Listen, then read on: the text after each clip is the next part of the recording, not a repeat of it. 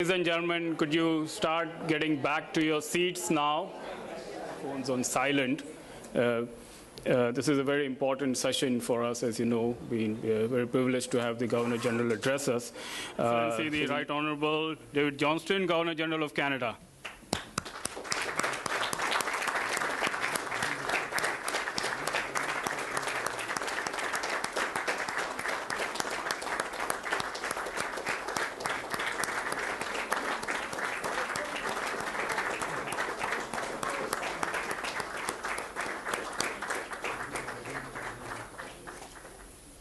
Please, sir. Thank you. It's a great privilege for our chamber to have with us today His Excellency the Right Honourable David Johnston, Governor General of Canada. So your presence marks a milestone in our chamber's journey of the 2 decades, and with your insights and with your knowledge that we hope you will share with us today, we hope that that will build a foundation for our next 20 years journey as well. Without further ado, I will ask our Chamber's National President, Mr. Rontu Basu, to formally welcome you and take this from here. Thank you.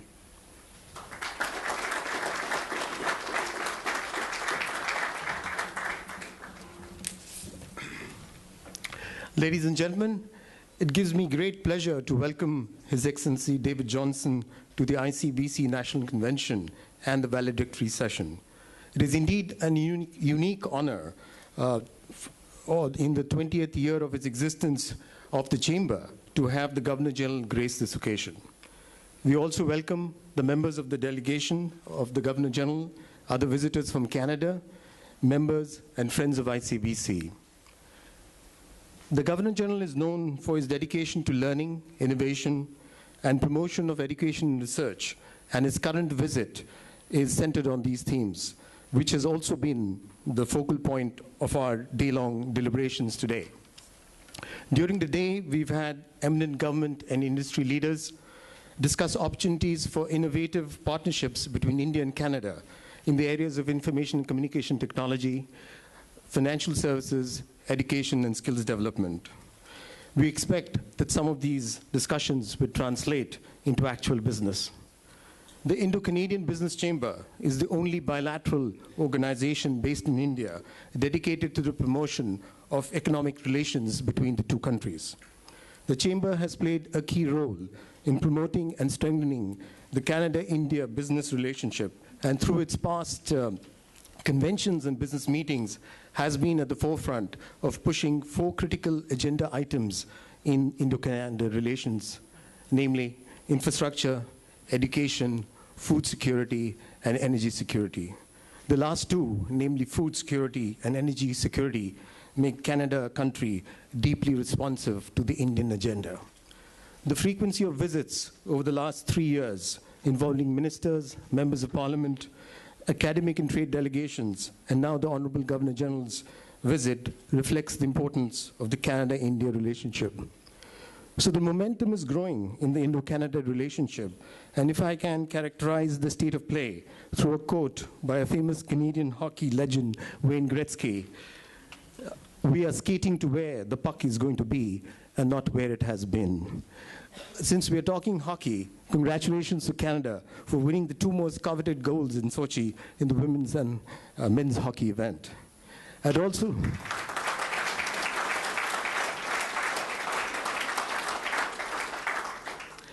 would also like to take this opportunity to thank the Canadian High Commission and the Consulate General in Mumbai for working closely with ICBC for this afternoon session and for the cooperation over the years.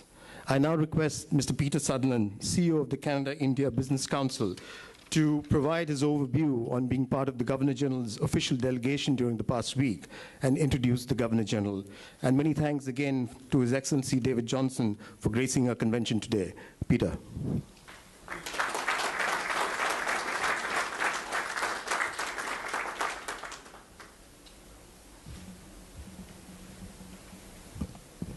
Your Excellency, Minister, Parliamentary Secretary, Members of Parliament, fellow delegates, and friends in India. The first thing I want to say is congratulations to the Indo-Canadian Business Chamber. When I was here as the High Commissioner more than a decade ago, seems a long time ago, it was an organization that had been in existence for some time, but was not nearly as widespread nor as effective as the organization today. And I think that's a tribute to people like Rantu, Nadira, Apurva, and everyone else. Congratulations. For the members of the delegation from Canada, the ICBC is represented in Delhi, Mumbai, Bangalore, and Ahmedabad, and growing. I think Kolkata is next on the list, as I understand it. So they're becoming truly a national organization. And for us, the Canada-India Business Council, they're a very strong partner. They've helped in the past, and we're looking forward to continuing this collaboration as we go forward into the future. So let me say a few things about, at least from my perspective, this delegation that I've been privileged to be part of. First of all, as you know, the focus has been education, innovation, and entrepreneurship. And I don't think that's serendipitous.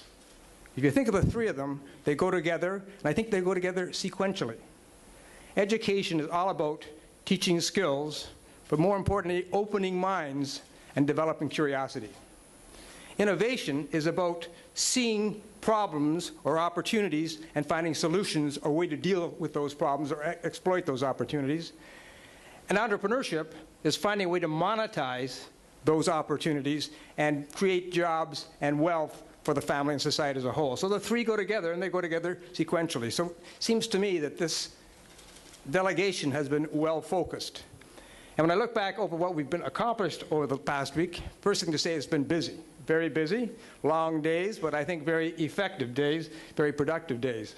Just to talk about some of the highlights that come to mind for me, on the education side, of course, we had the signing of an agreement between the National Skills Development Council of India and the Association of Canadian Community Colleges, which opens the door or creates a framework within which there are going to be a lot of individual negotiations. There were also discussions at the IIT of Mumbai. There was a session on education going forward in India at Wilson College here in Mumbai, and further discussions across the way on education and skill building. CIE, for example, hosted an event in Bangalore, which was a very interesting discussion where we talked about specific areas for collaboration. If you look to the second area, the area of innovation, of course, the capstone was the signing of another agreement. We had the Grand Challenges Canada, together with the Department of Biotechnology, sign an agreement. But beyond that, there were discussions across the board on innovation. And again, one of the events that stood out for me was an event, fittingly enough, at Infosys in Bangalore, where we talked about the building or how you build ecosystems that can encourage innovation to flourish. Another, I thought, interesting discussion was at the University of Delhi, in Delhi, where we talked about that essential question, is it nature or nurture that creates innovators? I don't know if we got an answer to that. I think the answer probably is a little bit of both. But the point is, it was a very interesting discussion. If we turn to entrepreneurship, again, for me, the highlight was the event we had here in Mumbai with the Bombay Stock Exchange, Ryerson, and Simon Fraser University launching their incubator. And not only do we have the launch and the chance to ring the gong several times, as a matter of fact, to open the stock exchange, but then we had a chance to meet some very young innovators who have built some startup companies, and essentially made a pitch to our delegation to look for some support. Now, I wasn't privy to the follow-on discussions, but I know for one that Peter Vandervelden had some discussions with one of the groups and probably some others as well. So altogether then, there's been a very productive week in terms of actual agreements signed, and in the latter case, probably the most notable was the audio-visual co-production agreement. I know how important that is because I was working on that when I was here 13 years ago. So sometimes they take a long time to come to fruition, but when they do, they're worth waiting for. But during the course of the week, when I was going through all of these various activities, the light switched on for me, or a light switched on for me. Not for the first time, but this is an important sort of recognition for me. I started to realize why innovation is so important to Canada, why building these bridges to create opportunities for joint research, innovation, and entrepreneurship is so important. If you look at Canada, we're a country of 35 million people, but we have I think it's about the 10th largest economy in the world, $1.7 trillion. Now, why is that? It's because trade, exports and imports, represents about 70% of our GDP of our economy. which says that we're a very open economy. We're looking for opportunities to trade with the world. And our ability to trade with the world has enabled us to create a living standard that is far beyond what we could accomplish looking insular to a population of 35 million. So that ability to trade, to reach out, to promote relationships with the rest of the world has been fundamental to our success. If you look ahead to the digital economy, the same thing applies.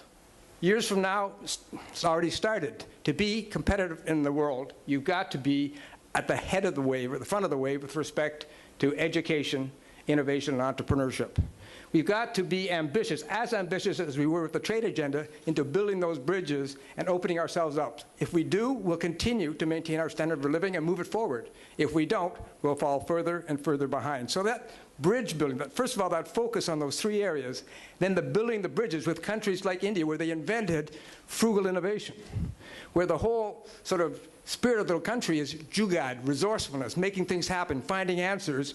This is a natural partner for Canada. So that's why I think this particular mission is so important and has been so timely for Canada and India. Now let me say the most important part of my few words is that we have been very fortunate to be led by His Excellency David Johnson, because he's a man who embodies all of the features or focuses of our mission. He's certainly, you've all got a copy of his bio, so I don't have to elaborate on it, but he's an educator, as you know. He was the Dean of Law, University of Western Ontario, the Principal of McGill University, and the President of Waterloo University, among other things. He's also been an innovator. He was one of the people, for example, that saw the utility of creating these co-op arrangements at the University of Waterloo and spreading them beyond just engineering faculties, but across the board. He's been a big proponent, still today, of getting that movement back and forth for young people. Canadian people coming into Canada, but equally important, Canadians going outside of Canada. And as an entrepreneur, what he sees is the importance, I think, of bringing together education, innovation, and commercialization so that you can create a more caring, a smarter, and a more inclusive society. So you put all those things together, you've got a very impressive individual and a great Governor General for Canada. But two things that are equally or especially important for Canadians. In addition to everything I've said, His Excellency is a hockey player. More importantly, he's a very good hockey player. So good that he proved his mettle in the United States, which is always important for a Canadian, proved his mettle in the United States by being twice selected to the American All-Star hockey team. So that's quite an accomplishment.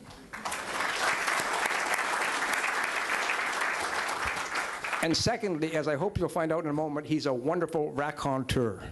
He can tell stories, meaningful stories, to make points that people always remember. So without further ado, let me call upon Grandpa Book to talk to us.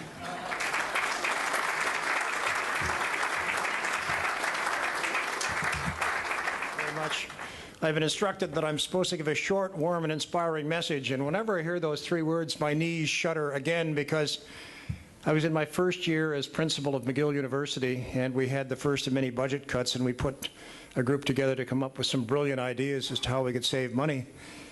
And in that year, Quebec Hydro, the electricity supplier, had substantial capital discounts and an operating break for those institutions that would move from non-electrical appliances to electrical ones. So with a stroke of the pen, we removed all of the paper hand-drying machines in the washrooms of the university and replaced them with electrical hand-drying machines, thereby diminishing the forest industry of Quebec, but nevertheless playing into this competitive advantage.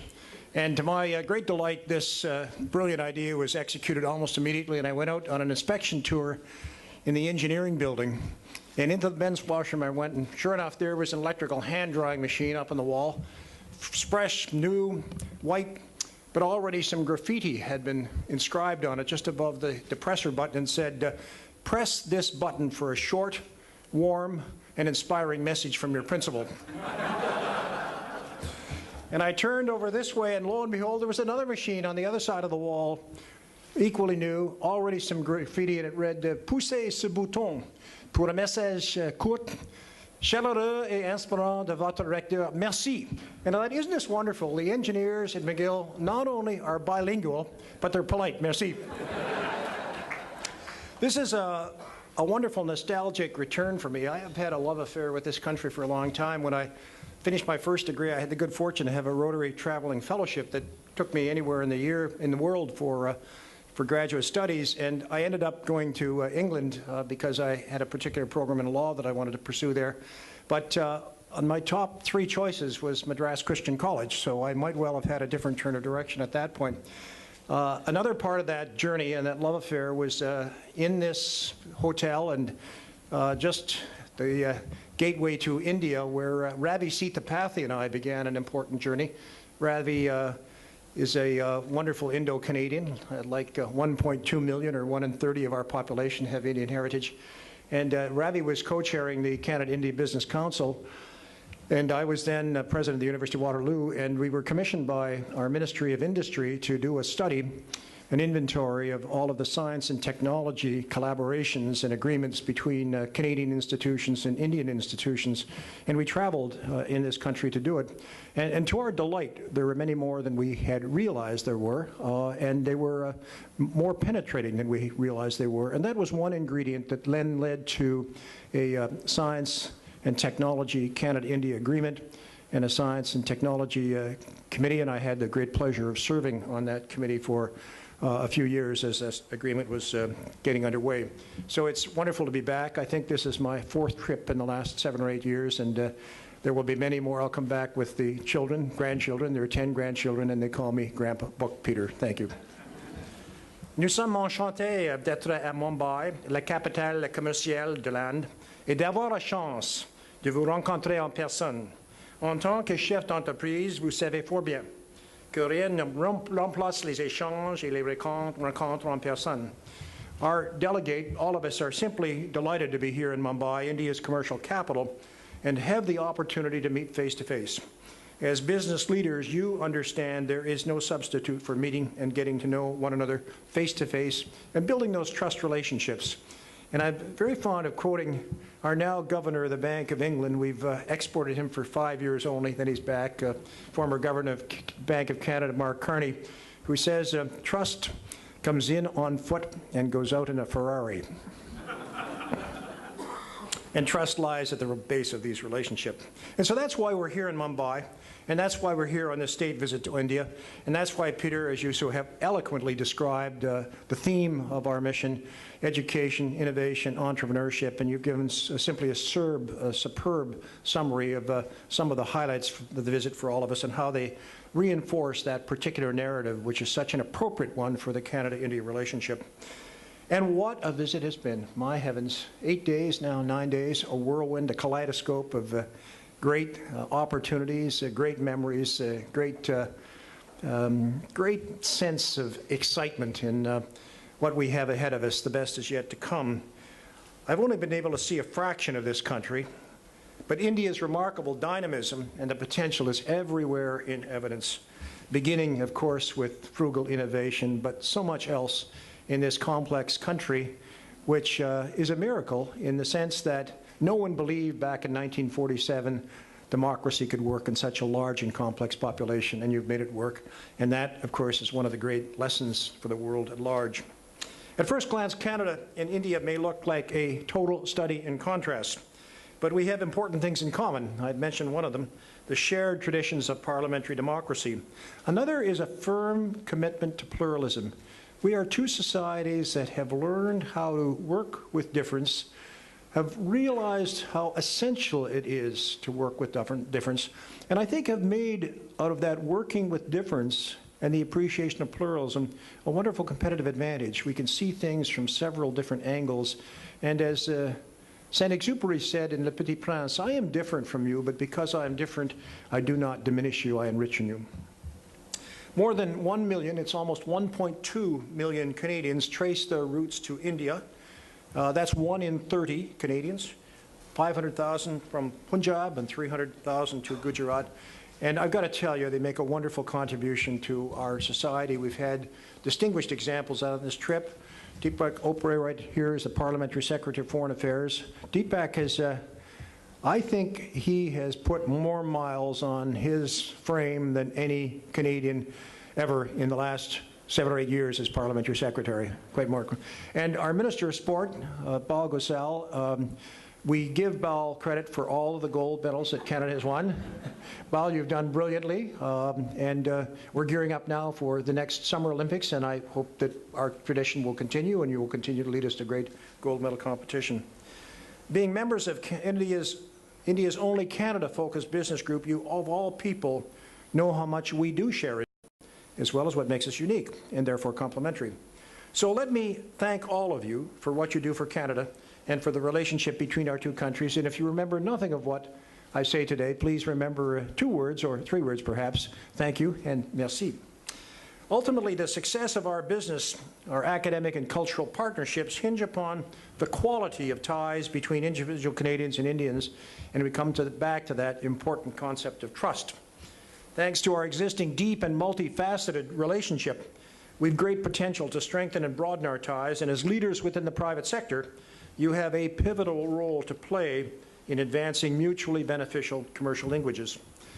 The theme of this year's convention, again, innovation, is one that's very close to my heart. In fact, when I was installed in this job a little over 3 years ago, the title of my installation address was "A Smart and Caring Nation, a Call to Service." And each of those adjectives is important. They reinforce one another. And there are 3 pillars to it. One was family and children. The second was learning and innovation, and they go hand in hand. And the third was philanthropy and volunteerism. Canadian innovations are world-renowned. The telephone, insulin, IMAX movie technology, the BlackBerry which came out of the university of which I was vice chancellor until 3 years ago. Peter mentioned the co-op program at the University of Waterloo. We began with an engineering school, and from the very beginning we had 2 rather unusual features. One was that we embraced theory and practice as going hand in hand, and we intersperse 8 4-month academic terms with 6 4-month work terms. So once our engineering student has completed his first academic term, he then immediately goes on a 4-month work term, and he's paid for that. And they do quite well. In fact, they earn enough in their work term to pay tuition fee, which is substantial in Canada, although not out of reach, plus room and board. And so our students finance their education just that way. The other thing that was unique about our university, and we've kept this, and we would be different than 99% of the universities in North America, is our intellectual property policy is creator owns. We don't own the brains of our professors. Anything that they invent belongs to them. And you say, well, that's counterintuitive. In fact, the American legislation is the Bayh-Dole Act, which requires that if any investment is made by the federal government of the United States in university research, proceeds from that must belong to the university. Now, most universities do some sharing arrangement with their professors so that there's a participate in the bargain. But we felt at Waterloo from the very beginning that the business of technology transfer and that ecology of entrepreneurialism and commercialization or monetizing of innovation was so complicated and so complex that you did not need another ownership player in it attempting to extract a piece of rent from it. But you needed a player that worked very hard at being a marriage broker. And so the focus of the university is on developing the marriages and encouraging our professors to be good professors, to be good teachers and students, but for the most part, not try to be business people, but to develop the capacity to associate with people who are good business people, who have good trust relationships, and make those marriages work. And sometimes to convince our academic colleagues that it's better to have 20% of something than it is to have 80% of nothing, or very little.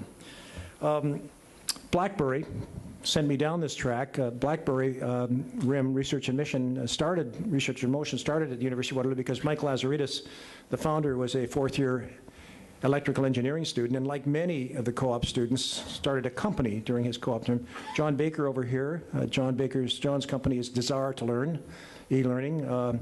He had his company going before he graduated. I used to say that John had at least 10 people employed by the time he graduated, and he's corrected me once. He said, no, he said, We only had two, and it was me and my sister, and neither of us were paid. But John hasn't done too badly. In a decade or so, he's built up an 800-person, 800 and counting, John, and is located in one of the incubators in Waterloo region, the old Lang tanning factory. It was the largest tannery in the British Empire, maybe the largest tannery in the world, John.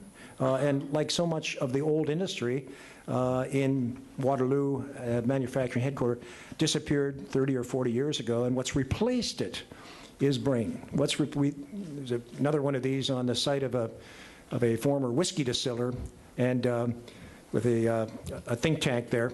And I said we've gone from grain to brain, and that's a pretty good progression of what you do in putting ideas to work. Mike Lazaridis started BlackBerry and has drawn enormously from the co-op program at the University of Waterloo and drawn enormously from this wonderful, fertile relationship between an institution of learning and ideas and a place where they're applied, and understands more than anyone I know, I think, that technology transfer is a two-way street. It's a back-and-forth process, not linear from fundamental to experimental to pilot to commercial application, and there it ends. It's back and forth in very busy ways, and that's the kind of environment that we've attempted to create at that university to provide a climate or an ecology for innovation.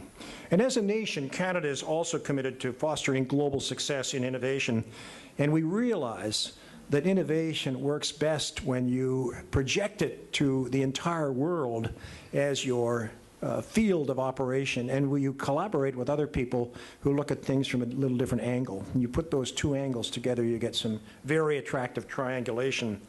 Our great High Commissioner, Stuart Beck, could tell you more about the Startup Visa Program, which we will commence within a matter of weeks, Stuart? Started. And under that program, what we want to do is to encourage young Indian entrepreneurs to bring their cutting-edge products, processes, technologies, and services to be developed and marketed in Canada by having an incubation startup opportunity, then return, and with any luck, not only will that startup flourish, but it will flourish to create jobs and prosperity in both countries and around the world. We're also looking at additional ways to support Canadian entrepreneurs and companies here in India. And I could go on at length, but I won't. Peter has given you some examples of specific milestones that we've observed just in the last week. Canadians and Indians alike will benefit from stronger entrepreneurial ties. And that's so important because we all have a responsibility to ensure that our fellow citizens are able to thrive and to prosper according to their hopes and dreams. And so let me come back to what I said at the outset, the journey I embarked upon a little over 3 years as Governor General of Canada, and that was to help Canadians build a smarter, more caring Canada, and do that by engaging other like-minded partners like India in that very same objective. So let me congratulate you on this wonderfully successful event, a kind of new high watermark, Peter, as you've indicated to us from 12, 13 years ago when you were here, and on all you've achieved to date, and to say the best is yet to come. So accept my very best wishes for your continued success. Thank you, merci.